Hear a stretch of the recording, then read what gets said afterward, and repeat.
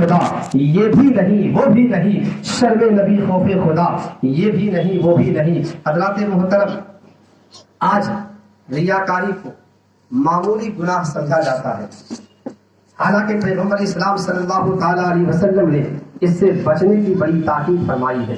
حدیث پاک سماعت فرما لیں، عن محمود بن لبید ان النبی صلی اللہ تعالی علیہ وسلم قال ان اخوف علیکم الشرک الاصغر قالوا یا رسول اللہ وما الشرک الاصغر قال الریا۔ حضرت محمود بن لبید رضی اللہ تعالیٰ عنہ سے روایت ہے کہ نبی کریم صلی اللہ تعالیٰ علیہ وسلم نے ارشاد فرمایا، اے لوگوں، میں تم سب کے بارے میں جس چیز سے بہت زیادہ ڈرتا ہوں وہ شرک اصغر ہے۔ صحابہ نے پوچھا، یا رسول اللہ یہ شرک اصغر کیا ہے؟ تو آقا نے فرمایا، ریا، یعنی کہ دکھاوے کے لیے کام کرنا۔ ایک اور حدیث پاک ہے سلمان فرمایا، حضرت شداد بن عوف قال سمعت رسول اللہ صلی اللہ تعالی علیہ وسلم یقول من صلى یرائی فقد اشرکا ومن صام یرائی فقد اشرکا ومن تصدق یرائی فقد اشرکا۔ حضرت شداد ابن عوف فرماتے ہیں، میں نے رسول پاک صلی اللہ تعالی علیہ وسلم کو یہ فرماتے ہوئے سنا کہ جس نے دکھاوے کے لیے نمازیں پڑھی اس نے شرک کیا، جس نے دکھاوے کے لیے روزہ رکھا اس نے شرک کیا، اور جس نے دکھاوے کے لیے صدقہ کیا روزہ اس نے شرک کیا۔ آج بہت سارے لوگ ایسے ہیں جو نماز بھی پڑھتے ہیں دکھانے کے لیے، حج بھی کرتے ہیں دکھانے کے لیے، میلاد کی محفل بھی سجاتے ہیں تو دکھانے کے لیے، لوگوں کو دین اسلام کی دعوت دیتے بھی ہیں، حالانکہ دعوت نہیں دیتے ہیں تو دھوکہ دیتے ہیں، دین کے نام پر دھوکہ دیتے ہیں لوگوں کو، وہ بھی دکھانے کے لیے کہ دیکھو ہم لوگ بہت کام کرنے والے ہیں۔ بہرحال ایک اور حدیث پاک ذہن میں آ گیا ہے، سماعت فرمان ہے۔ یہ ایک ایسی حدیث پاک ہے کہ جب راوی حدیث حضرت ابو ہریرہ رضی اللہ تعالیٰ عنہ حدیث پاک کو بیان کرنے کے لیے کھڑے ہوئے اور صرف اتنا کہا، قال رسول اللہ، یعنی اللہ کے رسول نے فرمایا، اتنا ہی کہا کہ آپ بے ہوش ہو گئے۔ 3 دفعہ اسی طریقے سے آپ بے ہوش ہوئے۔ جب ہوش میں آئے تو آپ نے آقا کریم صلی اللہ تعالیٰ علیہ وسلم کا یہ فرمان لوگوں کو سنایا کہ اے لوگوں سنو، نبی کریم صلی اللہ تعالیٰ علیہ وسلم نے ارشاد فرمایا، بروز محشر ایک قاری، ایک سخی اور ایک شہید کو اللہ تبارک و تعالیٰ کی بارگاہ میں حاضر کیا جائے گا۔ سب سے پہلے پروردگار عالم قاری قرآن سے اپنی نعمتیں یاد دلا کر کے سوال فرمائے گا، اے قاری قرآن، تو نے میری نعمتوں کا کیا شکریہ ادا کیا؟ تو قاری قرآن کہے گا، اے پروردگار عالم، میں نے علم دین حاصل کیا اور لوگوں کو بھی سکھایا۔ پروردگار عالم ارشاد فرمائے گا، اے میرے بندے، اتنا تو بتا دے، کیا تو نے یہ سب کچھ میری رضا کے لیے کیا تھا، مجھے خوش کرنے کے لیے کیا تھا، یا اس لیے کیا تھا کہ لوگ تجھے قاری صاحب کہہ کر کے پکاریں؟ تو قاری قرآن، چونکہ رب کی بارگاہ میں کوئی جھوٹ بول نہیں سکتا ہے۔ ہاں کچھ لوگ ہوں گے، کچھ لوگ ایسے بھی ہوں گے جو وہاں بھی جھوٹ بولیں گے، ایسے لوگ بھی ہوں گے۔ بہرحال قاری قرآن رب قدیر کی بارگاہ میں جھوٹ نہیں بول سکتا ہے۔ جو ہی رب کا یہ فرمان سنے گا وہ کانپنے لگے گا، تھر تھرانے لگے گا، تھر تھراتے ہوئے، کانپتے ہوئے رب قدیر کی بارگاہ میں یہ عرض کرے گا، اے پروردگار عالم، میں نے علم دین حاصل کیا لیکن میری سوچ یہی تھی، میری نیت یہی تھی، میرا ارادہ یہی تھا کہ لوگ مجھے قاری صاحب کہہ کر کے پکاریں۔ پروردگار عالم ارشاد فرمائے گا، اے میرے بندے، میں نے تیرا یہ مقصد دنیا ہی میں پورا کر دیا کہ ہر شخص سے تجھے قاری کہلوا دیا، اب تیرے لیے میرے پاس کچھ بھی سوال نہیں ہے۔ لہذا پروردگار عالم کے حکم کے مطابق فرشتے اسے گھسیٹتے ہوئے جہنم میں لے جائیں گے۔ اس کے بعد سخی کو رب قدیر کی بارگاہ میں حاضر کیا جائے گا۔ پروردگار عالم اپنی نعمتیں یاد دلا کر کے اس سے بھی سوال فرمائے گا، اے میرے بندے، تو نے میری نعمتوں کا کیا شکریہ ادا کیا؟ وہ سخی کہے گا، اے پروردگار عالم، تو نے مجھ کو دولت دیا، میں نے سب کچھ تیری راہ میں قربان کر دیا۔ پروردگار عالم ارشاد فرمائے گا،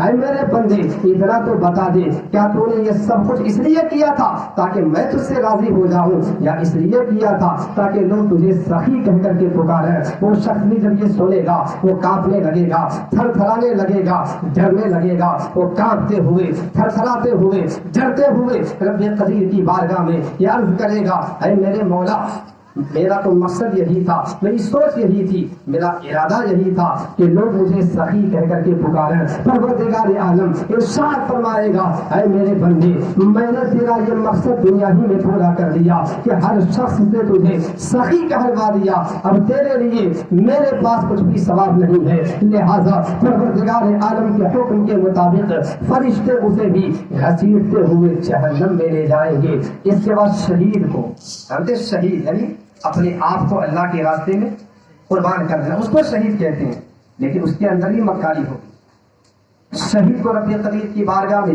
حاضر کیا جائے گا، پروردگار عالم اس سے بھی اپنی نعمتیں یاد دلا کر کے سوال فرمائے گا اے میرے بندے اتنا تو بتا دے کہ تو نے میری نعمتوں کا کیا شکریہ ادا کیا۔ وہ شہید کہے گا اے پروردگار عالم میں تیری راہ میں جہاد کرتا رہا حتیٰ کہ اپنی زندگی کی آخری سانس بھی تیری راہ میں قربان کر کے میں شہید ہو گیا۔ پروردگار عالم سوال فرمائے گا اے میرے بندے اتنا تو بتا دے کیا تو نے یہ سب کچھ میری رضا کے لیے کیا تھا، مجھے خوش کرنے کے لیے کیا تھا، یا اس لیے کیا تھا تاکہ لوگ تجھے بہادر کہہ کر کے پکاریں؟ وہ شخص کہے گا اے پروردگار عالم میری نیت تو یہی تھی، میری سوچ تو یہی تھی، میرا ارادہ تو یہی تھا کہ لوگ مجھے بہادر کہہ کر کے پکارے۔ پروردگار عالم ارشاد فرمائے گا اے میرے بندے میں نے تیرا یہ مقصد دنیا ہی میں پورا کر دیا کہ ہر شخص سے تجھے بہادر کہلوا دیا، اب تیرے لیے میرے پاس کچھ بھی ثواب نہیں ہے، لہذا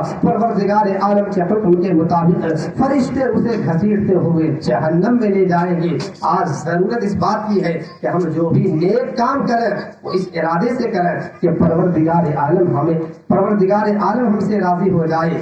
حضرات محترم یاد رکھیے کہ ریاکار نمازی کو جہنم میں ڈال دیا جائے گا، ریاکار قاری کو جہنم میں ڈال دیا جائے گا، ریاکار حاجی کو جہنم میں ڈال دیا جائے گا۔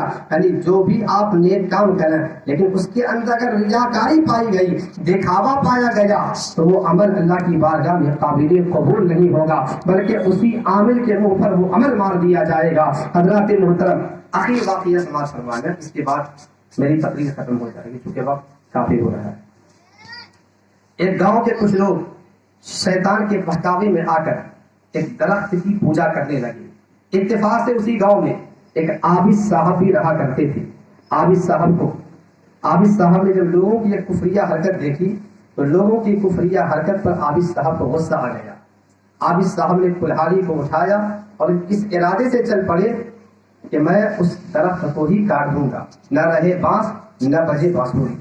عابد صاحب اسی ارادے سے جا رہے تھے، راستے میں شیطان سے ملاقات ہو گئی۔ شیطان نے کہا عابد صاحب کہاں جانے کا ارادہ ہے؟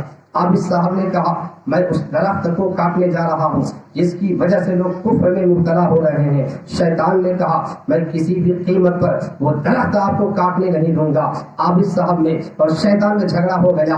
بار بار شیطان عابد صاحب کو پٹکنے کی کوشش کرتا ہے، مگر ہر بار عابد صاحب شیطان کو پٹک دیتے ہیں۔ اس لیے پٹک دیتے ہیں کیونکہ ان کے پاس ایمان کی طاقت تھی، ان کا ارادہ نیک تھا، ان کی نیت درست تھی، اس وجہ سے یہ شیطان کو پچھاڑ دیتے ہیں۔ آخرکار شیطان اپنا ایک داؤ استعمال کرتا ہے اور کہنے لگتا ہے کہ عابد صاحب آپ اس درخت کو کاٹنے کی زحمت مت کیجیے، آپ اپنے گھر چلے جائیں، میں روزانہ آپ کے مصلی کے نیچے ایک اشرفی رکھ دیا کروں گا، آپ اسی اشرفی سے اپنی ساری ضروریات پوری کر لیا کریں۔ حضرات محترم اشرفی کا نام سن کر کے عابد صاحب کا خیال بدل جاتا ہے۔ عابد صاحب وہاں سے لوٹ آتے ہیں، اپنے گھر چلے آتے ہیں، روزانہ نماز پڑھتے ہیں، مصلی جھاڑتے ہیں، اشرفی اٹھاتے ہیں، اسی سے اپنی ساری ضروریات پوری کر لیتے ہیں۔ ایک ہفتے کے بعد شیطان اشرفی رکھنا بند کر دیتا ہے۔